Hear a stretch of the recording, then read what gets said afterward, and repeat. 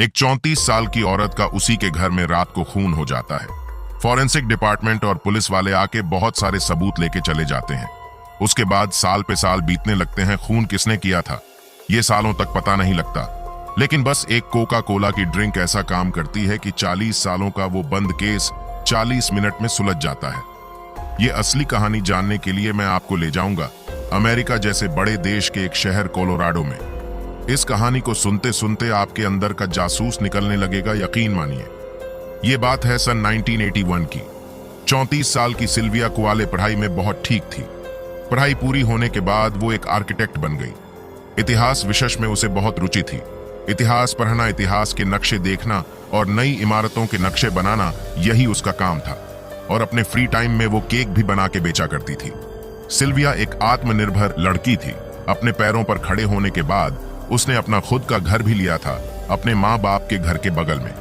वो वहां अकेले रहती थी, पर सुबह की कॉफी वो माँ बाप के साथ ही पिया करती थी।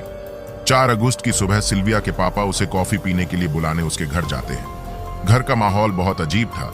चारों तरफ सन्नाटा था। घर का सामने और पीछे का दरवाजा भी खुला हुआ था। सिल्विया के पापा जैसे अंदर घुसते हैं तो वो देखते हैं कि लिविंग रूम और बेडरूम के बीच में सिल्विया की लाश नीचे फर्श पर है, खून में सनी। घबराहट में वो सिल्विया के पास जाके उसे उठाते हैं। सिल्विया के बदन पर एक भी कपड़ा नहीं था और उसकी शर्ट से उसके हाथ पीछे बंधे थे। सिल्विया का चेहरा तौलिया से ढका हुआ था। जैसे ही उस कपड़े को हटाया तो पता चला उसके सिर में गोली लगी है और सीने पर चाकू के जख्म बने हैं।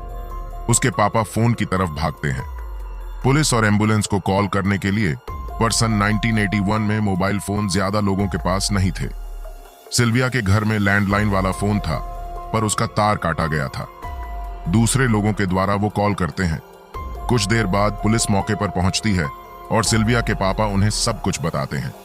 पुलिस तस्वीरें लेके सबूतों को साथ ले जाती है और सिल्विया की लाश को पोस्टमार्टम के लिए भेज देती है।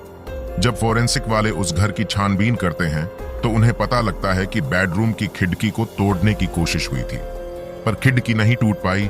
जब वो बाथरूम में जाके देखते हैं तो वहां की खिड़की टूटी हुई मिलती है। उस खिड़की से पीछे का रास्ता झाड़ियों में जाता था। वो लोग वहां भी छानबीन करते हैं। तभी 6 फीट दूर उन्हें खिड़की से टूटे कांच मिलते हैं। घर से भी काफी सबूत बरामद कर लिए गए। सिल्विया भले फर्श पर मिली, पर उसकी पलंग पर हर जगह खून था। उसी पलंग पर उन्हें खून से सना चाकू भी मिलता है। बहुत सारे सबूत जुटा लिए जाते हैं। पुलिस सिल्विया के घर वालों से पूछताछ करती है और वो बताते हैं कि घर पर बाहर से कोई नहीं आया। पुलिस को यह भी पता लगता है कि सिल्विया ने पिछली रात 11 बजे अपनी बहन से फोन पर बात की थी, पर सुबह उस फोन का तार काटा गया था। जब पोस्टमार्टम रिपोर्ट आती है तो उसमें यह बात पता लगी कि उसकी मौत चाकू के वार से और गोली खोपड़ी में लगने से ही हुई है। चाकू से उसके फेफड़ों और दिल में गहरे घाव थे और उसके साथ शारीरिक संबंध भी बनाए गए थे और गला भी दबाया गया था। सिल्विया ने खुद को बचाने की कई कोशिश की, जिसकी वजह से उसके 8 नाखून भी टूट गए थे। सन 1981 में विज्ञान में ज्यादा तरक्की नहीं हुई थी और न ही अच्छी मशीनें थी जो बहुत बारीकी से भी जांच कर ले। फिर 2 साल के बाद एक मशीन आई जिसमें डीएनए को काफी बारीकी से देखा जा सकता था।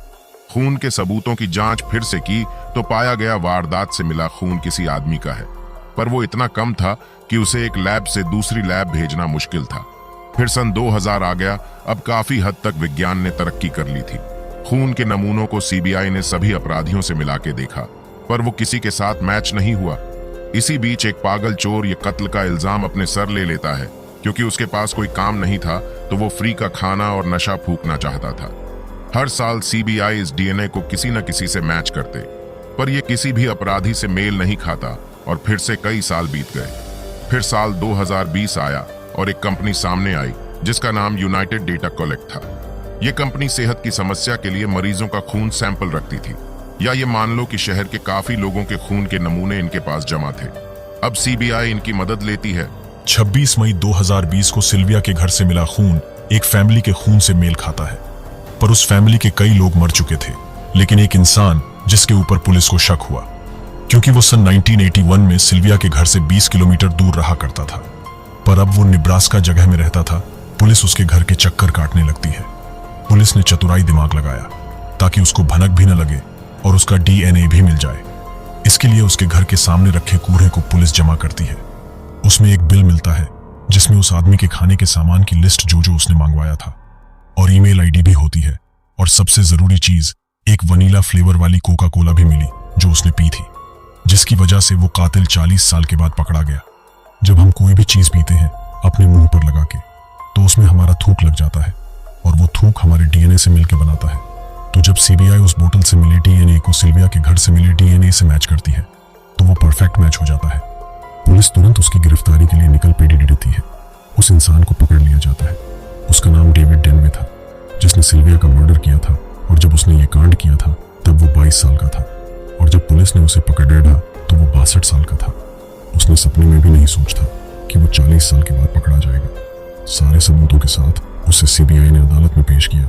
वहां वो बचने के लिए बोलता है कि ये तो सिल्विया के बीएफ ने किया था, उसका डीएनए है, पर यह सब उसकी बहानेबाजी थी।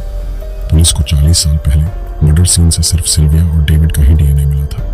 उसे उम्र कैद की सजा सुना दी जाती है, पर उसने ऐसा क्यों किया ये बताया नहीं गया।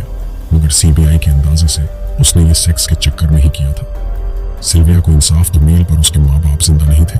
बस उसकी एक छोटी बहन जिसकी शादी हो चुकी है वही आई कोर्ट में, और जज ने कहा, आप उम्मीद मत हारिए, सच की हमेशा जीत हुई है। और दूसरी बात, जिन लोगों ने अपराध किया फिर बच निकले हैं तो इंतजार करो, पुलिस आ रही है जल्द।